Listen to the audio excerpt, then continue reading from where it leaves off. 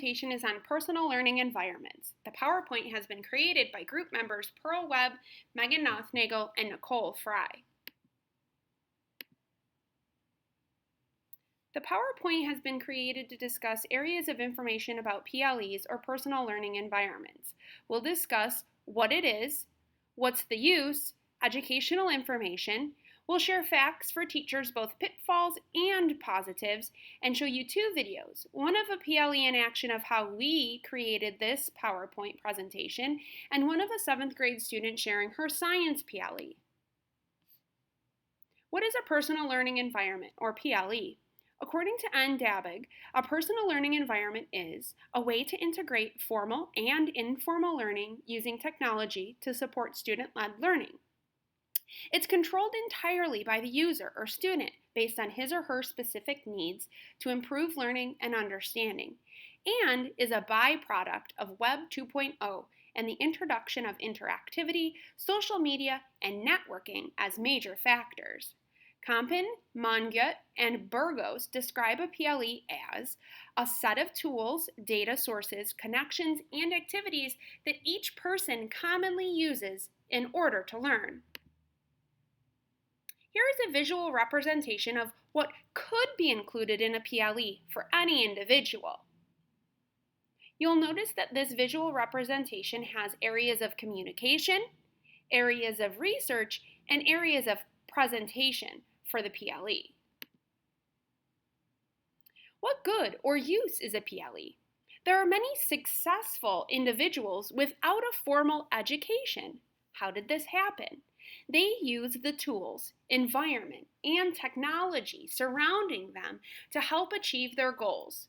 Such individuals that were successful with this form of education were Da Vinci, Shakespeare, Dickens, and Abraham Lincoln. A PLE can encourage lifelong learning in an individual since the environment created is owned by the learner.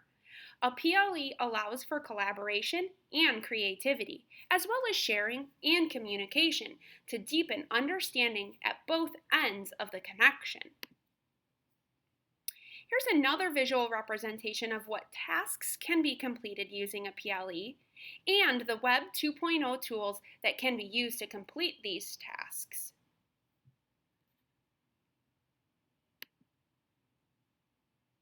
What are the educational aspects of a PLE?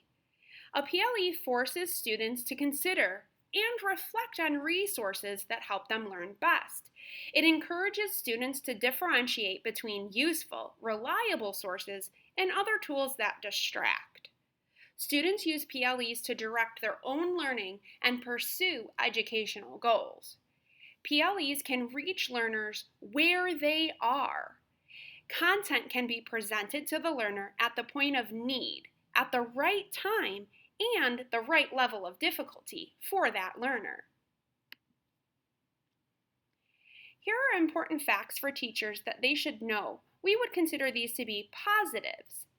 PLEs allow students to move away from the old model of gathering information from individual sources to synthesizing information from a variety of sources. PLEs also allow for students to continue to learn outside of the school environment. PLEs encourage students to collaborate with peers and teachers, and enable students and teachers to tailor the tools and resources they use for learning and connecting. Important facts teachers should know that we would consider to be pitfalls of PLEs. PLEs should not be implemented just for the sake of having PLE technology among students. Before usage, students should be trained in regards to self-directed learning and collaborative learning. And finally, if students are not well skilled in face-to-face environments, they need this skill also before using the collaborative technology. Here is a PLE in action. This is a video created by one of their group members, Pearl, about our experiences using a PLE to collaborate and create this actual presentation. Hello, this is Pearl with Megan and Nicole in my group, and we are going to talk a little bit more about personal learning environments and how we created a personal learning environment to finish our project. So first, what I would like to talk about is what exactly is a personal learning environment. Personal learning environment can be described as a set of tools, data sources, connections, and or activities that each person uses to learn, and that comes from the article written by Mr. Compton. Personal learning environments are a byproduct of the Web 2.0 movement. It's all about creating something that is controlled entirely by the student or by the user, and it's all based on his or her needs, kind of tailoring the internet and different social media sites to what you need it to be, to what the user needs it to be. Some examples of where you may have seen personal learning environments before, you can see in this graphic here, something like social media. Okay, Facebook, Google Plus, Twitter, all ways to tailor what you want to see and what you want to share with the world. Obviously, talking face to face is going to help grow your personal learning environment, as well as any of these other resources. Online courses and webinars, news aggregators, references, graphics, so many different options for you to tailor your personal learning environment. It's really all what you want it to be. Next, what I wanted to do is show you how the three of us used a personal learning environment to meet our goal of creating our nonlinear PowerPoint that describes PLEs.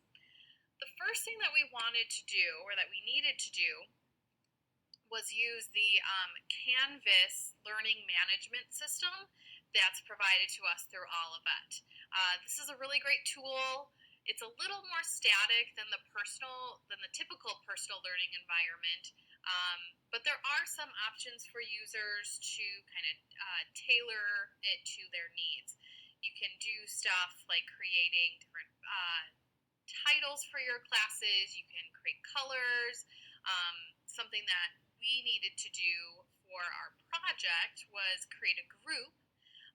This group on the Canvas learning management system was a great starting point for us. It enabled us to kind of share some emails and start our discussion on what exactly we were doing and what the expectations were for the project.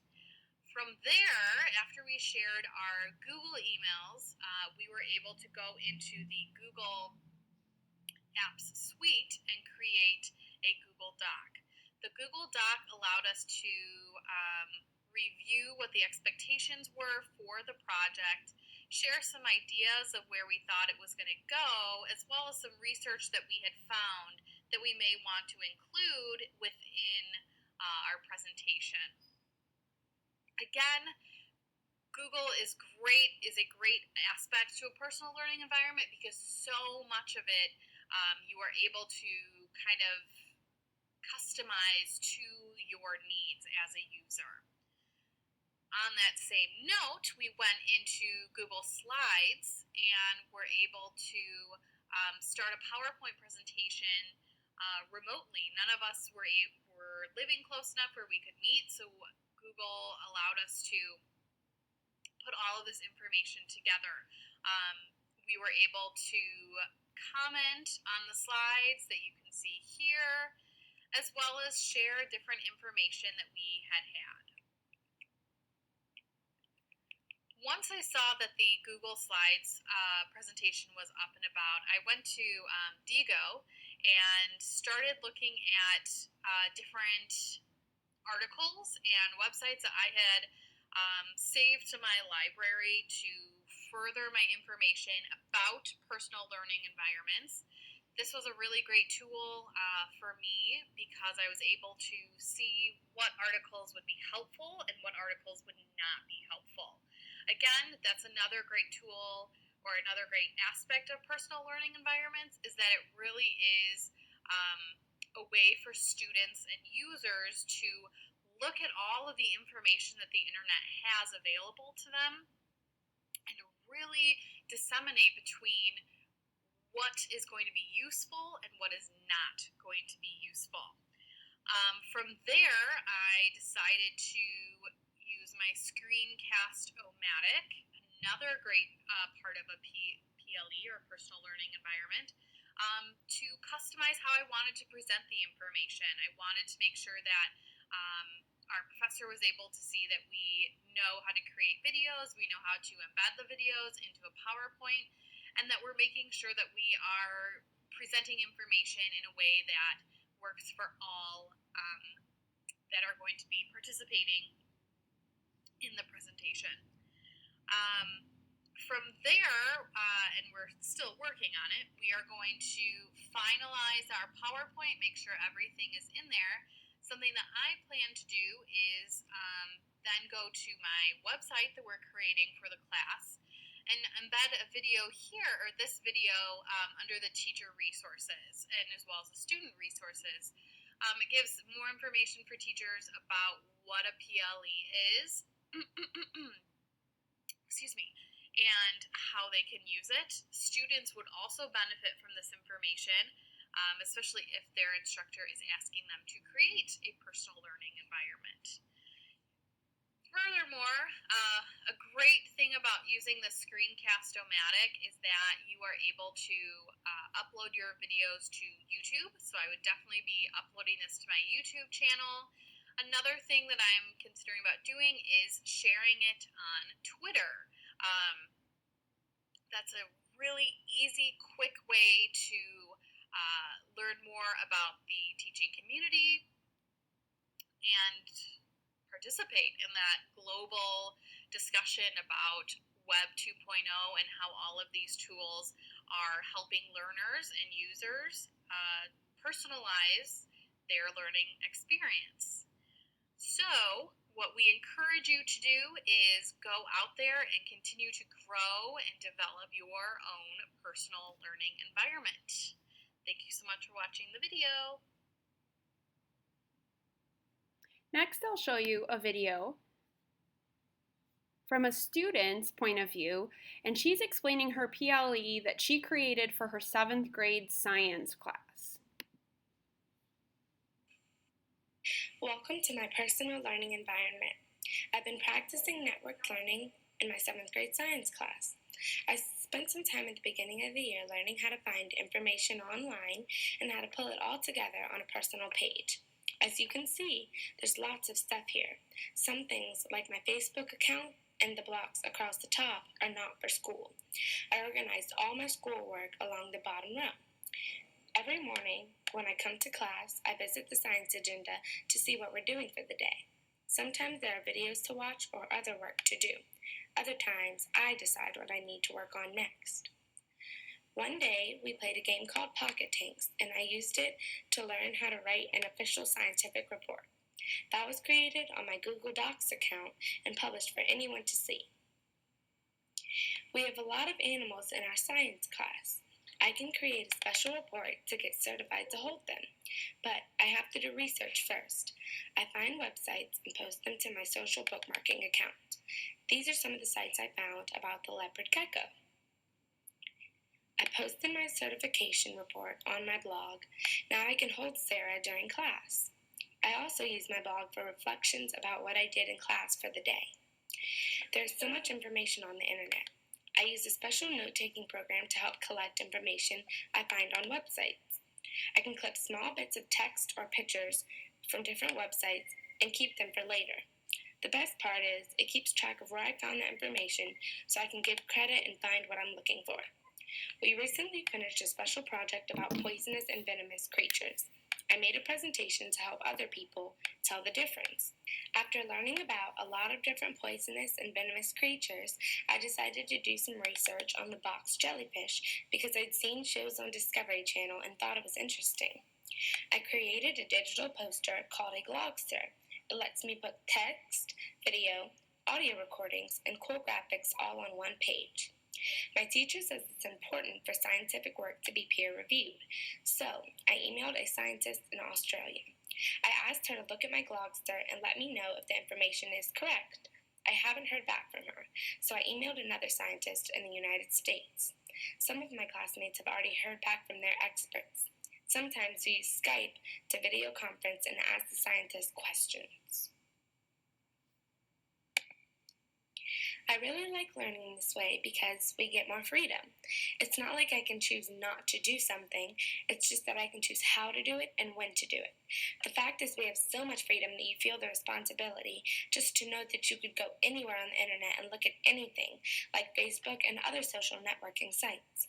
It can be distracting, but because there is so much freedom, you have the inclination to be responsible. And once things finally get done, they look really cool. It's not like bookwork. With technology, everything looks neat, and since our science class is paperless, you hardly ever need a pencil. So that 7th grade student did a great job talking about the different Web 2.0 tools that she can use in order to help support her science class that is a complete paperless science class. She did a great job on that presentation. The last slide just includes the resources that we used to gather information for this PowerPoint.